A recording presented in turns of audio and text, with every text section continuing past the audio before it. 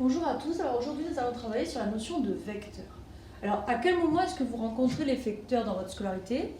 Donc en mathématiques en seconde, mais aussi en sciences physiques, lorsque vous allez être amené à modéliser une force. Alors qu'est-ce qu'un vecteur? Un vecteur, c'est un objet mathématique qui va définir une translation, c'est-à-dire un déplacement du plan. C'est-à-dire par là qu'il va être défini par trois éléments: sa direction, son sens et sa norme. Alors, on va réaliser la correction de l'activité qui était à faire pour bien visualiser ce qu'est un vecteur. Et après, on définira le vecteur ainsi que certaines de ses propriétés. Alors ici, dans notre activité, on vous dit, on considère la translation transformant le point A en B. Alors là, il faut vous dire deux choses, c'est qu'un vecteur définit une translation, donc il faut toujours s'interroger sur son point de départ et son point d'arrivée. Alors ici, on part d'Allemagne pour aller en Belgique. Ce n'est pas le même chemin que de Belgique en Allemagne. La direction, c'est-à-dire le segment AB, entre guillemets, va définir ce qu'on appelle la direction, c'est-à-dire l'inclinaison de votre vecteur. Tandis que le fait de transformer A vers B ou B vers A va définir le sens. Et finalement, la longueur de cet objet mathématique va définir ce qu'on appelle sa norme. Alors ici, regardez, on considère la translation transformant le point A en B. Alors ici, bien sûr, ce qui m'intéresse au niveau de la translation, c'est le chemin le plus rapide. D'accord? Lorsque vous allez modéliser une force, ça va être à chaque fois se poser la question du chemin le plus rapide. Néanmoins, on va pouvoir décomposer ce vecteur. Alors je m'explique. On va le décomposer, bien sûr, selon un repère. Je vous invite donc à regarder la vidéo sur les repères. C'est-à-dire que nous allons commencer avec l'axe des abscisses, c'est cet axe qui est là, et le déplacement sur l'axe des ordonnées.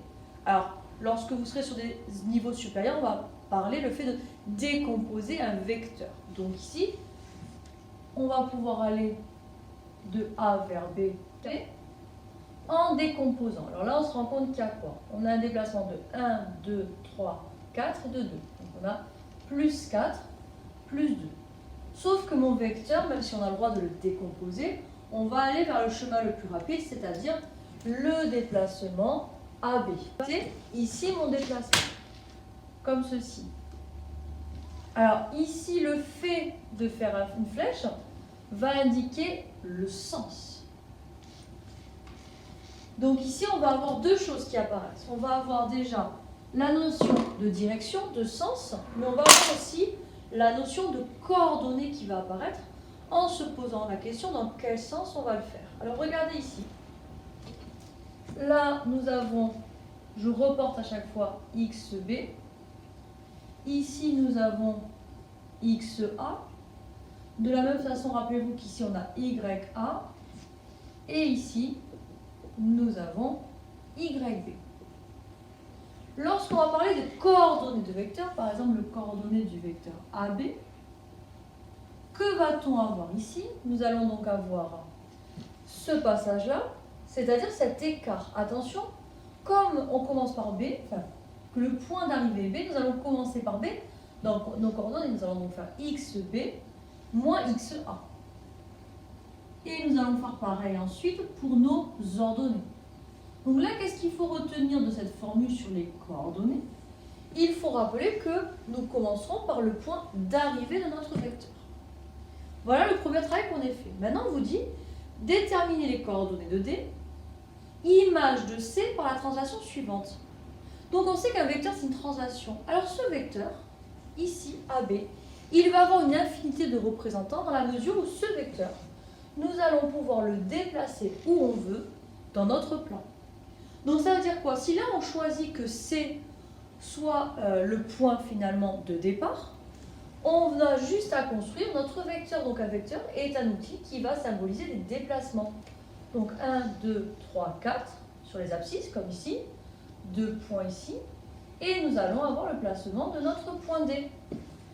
Alors qu'est-ce qu'on va remarquer ici? Même si nous n'avons pas le même point de départ, on va se rendre compte que c'est exactement le même vecteur. Alors ici, on va aller faire XD moins XC, YD moins YC, et on va se rendre compte de quoi?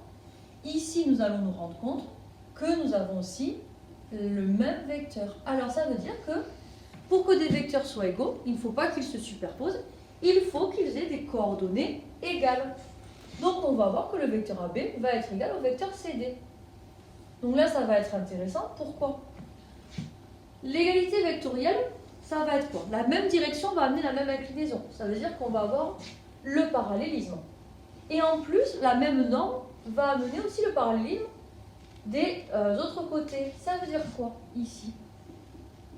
Ça va nous amener les propriétés ici d'un quadrilatère particulier qui est le parallélogramme. Que va-t-on avoir ici? Nous allons avoir clairement que si on a égalité vectorielle, attention, regardez, on va avoir ici que AB est égal au vecteur CD.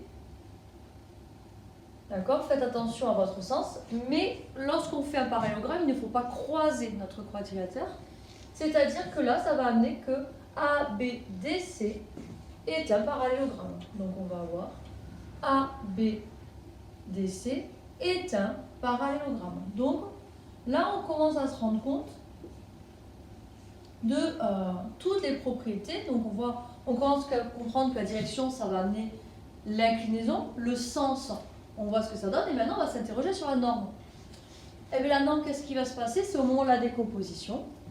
On se situe dans un triangle rectangle, donc pour calculer la norme du vecteur AB, on va se servir de nos coordonnées, on va donc employer le théorème de Pythagore. Donc en fait, on a nos trois éléments qui sont mis en place. Là, c'est notre premier point, donc je vous laisse regarder. Ces coordonnées. Donc une égalité vectorielle de coordonnées va amener une égalité vectorielle. Alors maintenant, ici, que va-t-il se passer si on s'intéresse au vecteur, par exemple? Ça veut dire que je pars du point A et je reviens au point A, qu'importe le déplacement que j'ai fait. Quand est-ce qu'on va retrouver cette situation? Par exemple, lorsque vous êtes en sciences physiques, lorsque vous allez étudier les forces et que vous allez les additionner, on va se retrouver, en revenir au point de départ. C'est-à-dire que malgré les forces en fait infligées à votre objet, elles vont toutes se compenser, donc votre objet va rester immobile. Et bien ça, il n'y a pas de déplacement final qui est fait. Finalement, les vecteurs, c'est un petit peu qu'est-ce qui va en résulter à la fin de notre expérience. Et bien ça, c'est ce qu'on va appeler le vecteur nul. Et maintenant, à chaque fois, je vous ai dit, ouais, il faut vraiment insister sur le sens. Que va-t-il se passer ici si je ne m'intéresse pas au vecteur AB, mais au vecteur BA? Ça veut dire qu'ici, je vais avoir ce vecteur-là. Qu'est-ce qui va changer? Eh bien, en fait, si vous vous rendez bien compte, ici, nos signes vont changer. C'est-à-dire que là, on va avoir moins le vecteur AB. D'accord? Le fait de mettre un moins devant, ça va inverser nos lettres. Ceci, on va dire que ce sont des vecteurs opposés. Donc voici la fin de notre première vidéo sur les vecteurs. Je vous invite à regarder la suivante. Bonne journée à tous!